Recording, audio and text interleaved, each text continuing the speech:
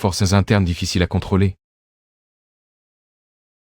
Cette question devient encore plus complexe lorsque l'on prend en compte le facteur du leadership.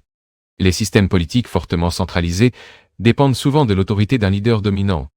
Un leader capable d'équilibrer différents groupes de pouvoir, de contrôler les élites politiques et de maintenir la discipline au sein des institutions militaires. Tant que ce leader reste au pouvoir, le système peut sembler solide.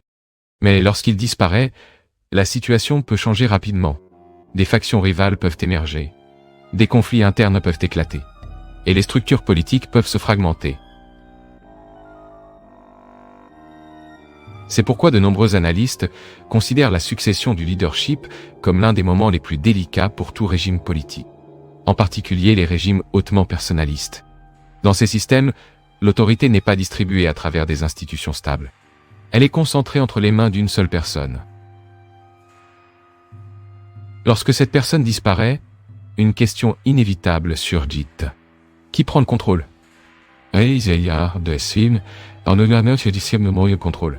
Et comment éviter que la lutte pour le pouvoir ne détruise le système lui-même?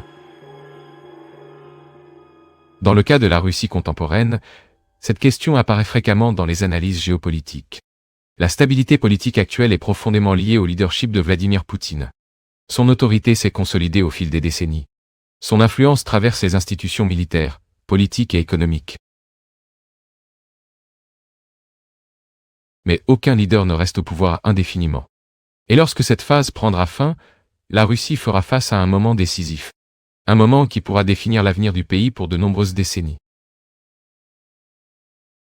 Si les institutions sont suffisamment solides, la transition pourra se produire de manière relativement stable. Mais si le système dépend excessivement d'un leadership individuel, des tensions accumulées peuvent émerger avec force. C'est peut-être là la véritable question derrière toutes ces théories. Non seulement l'avenir de la Russie, mais le destin de tout système politique hautement centralisé. Car, en fin de compte, le test le plus difficile d'un régime ne se produit jamais au sommet de sa puissance. Il se produit lors de la succession. Si nous acceptons provisoirement cette interprétation du poutinisme, alors une question encore plus profonde se pose. Si la guerre peut réellement fonctionner comme un mécanisme de renouvellement social, ou si, à long terme, elle détruit inévitablement ce qu'elle cherche à préserver. Ce doute apparaît de manière répétée dans l'histoire. Les civilisations